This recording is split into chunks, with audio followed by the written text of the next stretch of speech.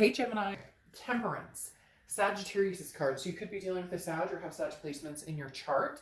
Temperance is about patience, balance. It's about moderation, everything in moderation. This is definitely an on and off switch for you guys. Very clearly stating that this is an on and off switch for you guys.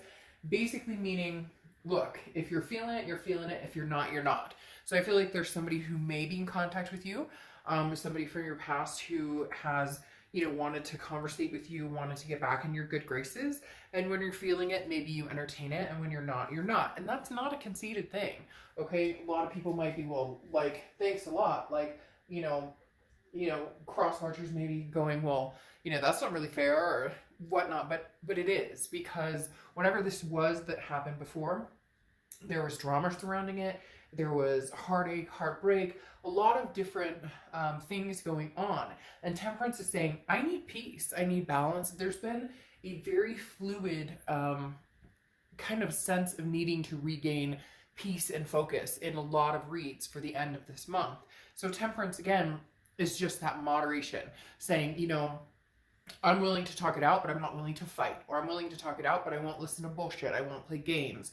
Whatever it is for you. So Gemini, you're definitely in a place where you're saying, I'm limiting the drama, I'm limiting anything in my life that does not feel or reflect in a way that I want. Now, interestingly enough, you have your Oracle card, okay, which is the shadow. And this is kind of when like formation begins, so to speak. This is analyzing yourself to gain, you know, awareness of your relationships with others.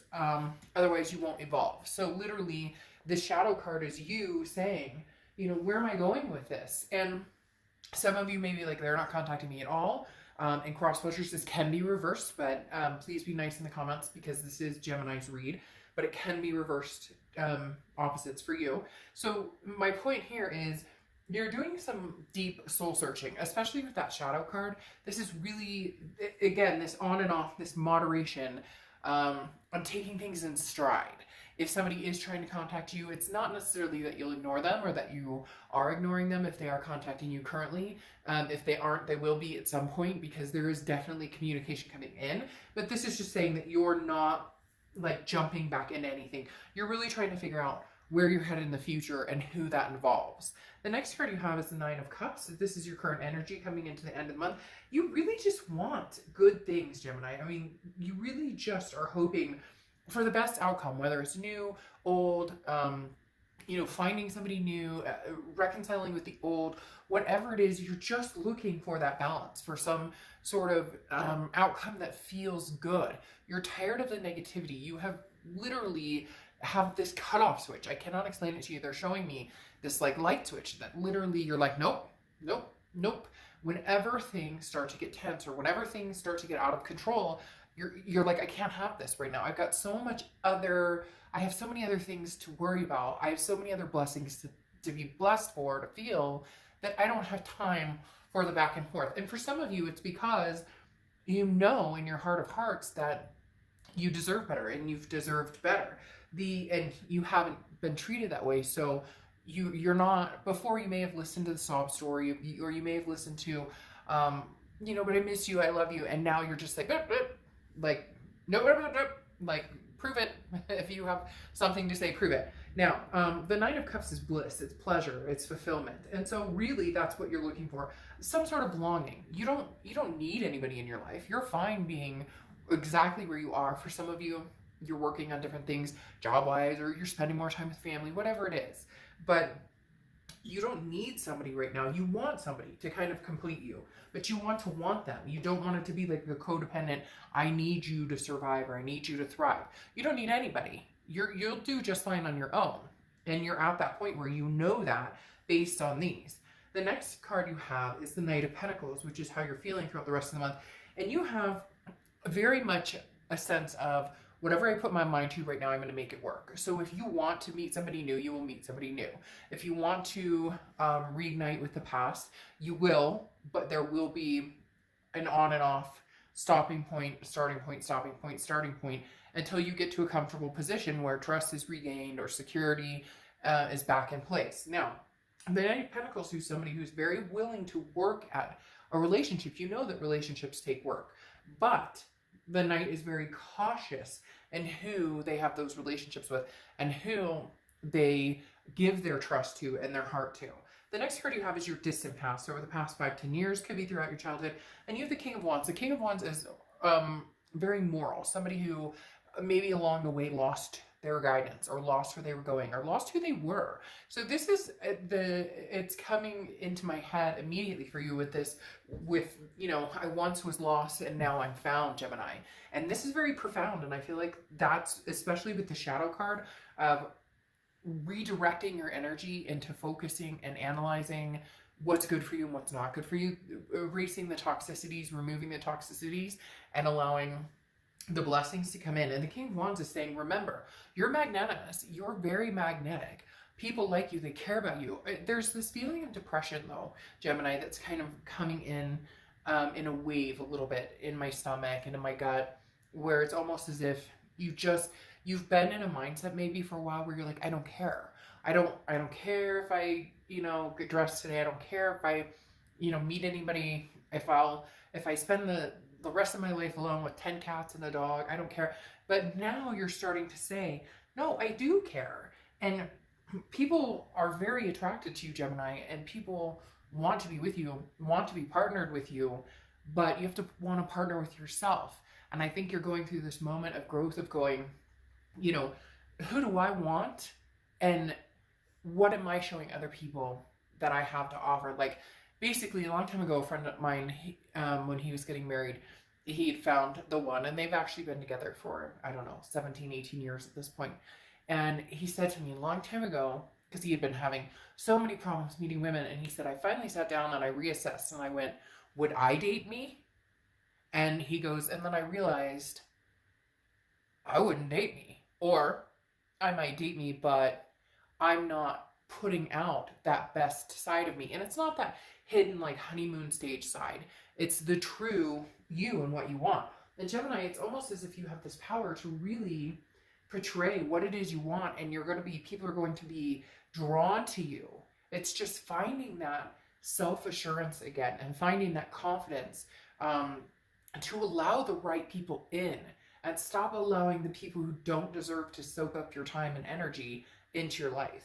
The next card you have is your immediate past. Over the past few weeks, this is what you're growing on. This is what you're coming from. The Empress is love and passion, but this is love for oneself. This is, you know, taking the best care you can of yourself. This is maintaining your beliefs and your morals and who you want to be and being the best person that you can be. This is striving to find the beauty and the blessings in everything you can. And there's a very powerful moment here, Gemini, for a lot of you that either you've had or you're continuing to have. Have you ever had that moment?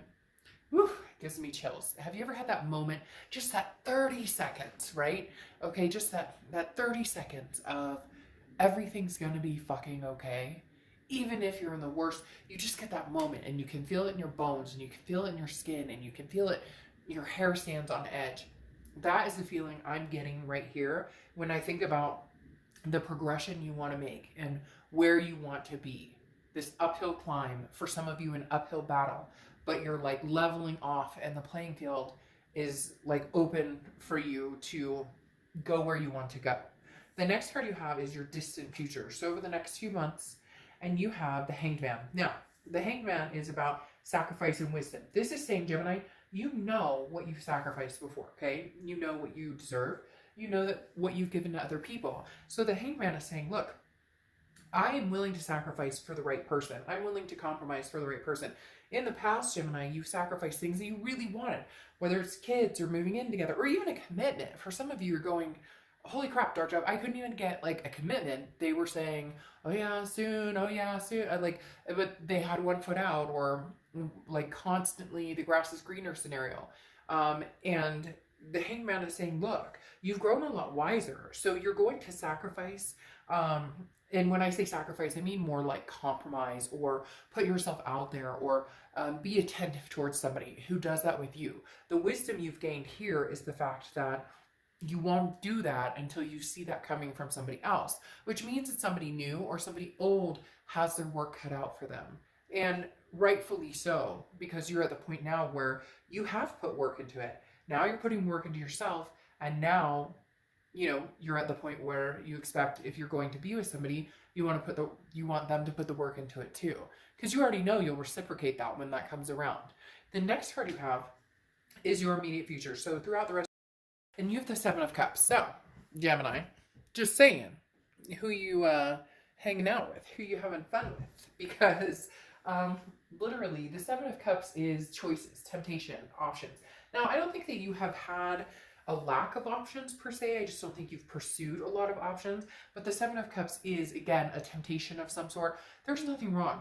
Right now, you are not committed. It's hard when we go through breakups, though, sometimes to think about it as, oh, let me go talk to other people, let me flirt, let me whatnot, because there's always that feeling for some of us of, I'm cheating, or I'm doing something I'm not supposed to do, even though you're broken up. And so technically you have the right to, but there's still that feeling of, but if we get back together, I don't want to have to talk about this, or I don't want to know if they're dating anybody else, so I don't want, but the Seven of Cups really is saying, Gemini, get out and have fun. And for some of you, you're saying, we can't right now because of social distancing. I don't want to focus on that. We're not going to bring that energy into this.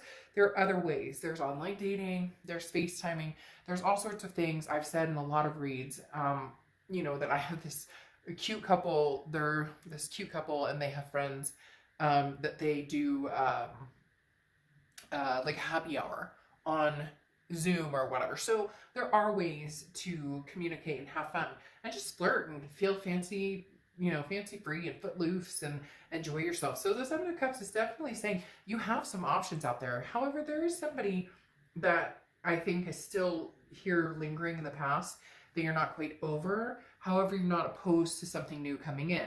Now you have the Star card, which is something tangible over the next few months, or the next few weeks throughout the month. And the Star card is amazing. This is inspiring. This is wanting to be the best that you can be. This is hope. This is faith. So right now, Gemini, the biggest thing you have going for you is this faith, is this hope, is this patience, is understanding that this passion and love and energy within you will radiate out of you and make you magnetic, and people will be drawn to you, but the right people, because you'll be putting the right energy out there. For a long time, your self-worth was based on what this past relationship was, or based on what this person made you feel, or based on, you know, how you felt internally because of certain situations.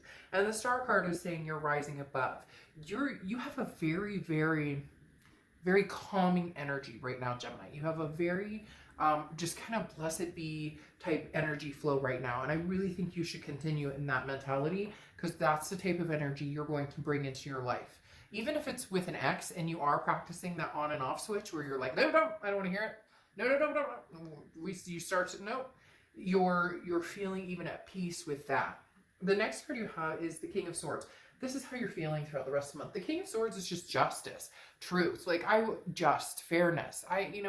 It's not that you're wanting, 36 roses, or you're wanting, the guy or girl to come and sweep you off your feet or tell you everything. But there is a sense of you that's like, I just want, in fairness, I want to know how you feel. I want to hear it from you, that you apologize. I want to see the fact that you actually truly understand what it is we've been through and what it is, how you've treated me. For a lot of you, you really have put up with a lot, and you really were treated in a manner that was pretty unfair. And the King of Swords is saying, it's all I'm looking for is some sort of redemption, not in a revenge type way, but a redemption of, do you understand what I went through in this relationship? Now, you're not perfect, and you know that, and cross-watchers are going to come into the comments and say, oh, Gemini did this and Gemini did that, and whatever, as long as they're not nasty, then they won't get removed. But my thing is, you weren't perfect in the relationship, but you also know that you sacrificed. Like, they're telling you sacrificed a lot, and you put off certain needs that you wanted, or certain things that you wanted, or certain things that made you happy, even if it was just a commitment from somebody who said they were committed and they had a wandering eye. The next card you have is your hopes and fears for the outcome. And you have Judgment. So this is meditating, it's looking back, and it is to a certain extent judging. It's looking at the situation, again, with this analyzation of kind of the shadow. What, where do I see myself going from here? Almost mimicking and mirroring, looking back at the past and going, if we had taken this turn, would we be in a different place? Had this not happened, could we have continued successfully? You're analyzing things in a way that you're understanding that you played a certain part in this relationship, they played a certain part in this relationship. Now what you're looking at is, could we ever come back together and remove the shadow from that relationship and have something healthy and rewarding again? The next card you have is your Eight of Cups. So this is where it gets interesting. And a lot of Geminis are going to be like, oh, I don't want this person back ever and whatnot. And this read is not for you then. Or, you know, I don't know why people watch love reads if they're like, I'm single and I never want to mingle. Like, there's a reason you're watching this read. So the Eight of Cups literally is stagnation. Okay. It's not moving. It's a dissatisfaction. Look, Gemini, whoever this person is, they love you. You love them. There's no doubt there. There's a connection here. Okay. But this Eight of Cups is saying they're not moving fast enough for you. You're on the brink saying, look, I have other options and other choices. And I may not have looked into those, or I may not be, you know, approaching those options or those choices. I may not be, you know, igniting that, but I will be soon, because this person, like, you deserve an apology, or you deserve them to step up to the plate.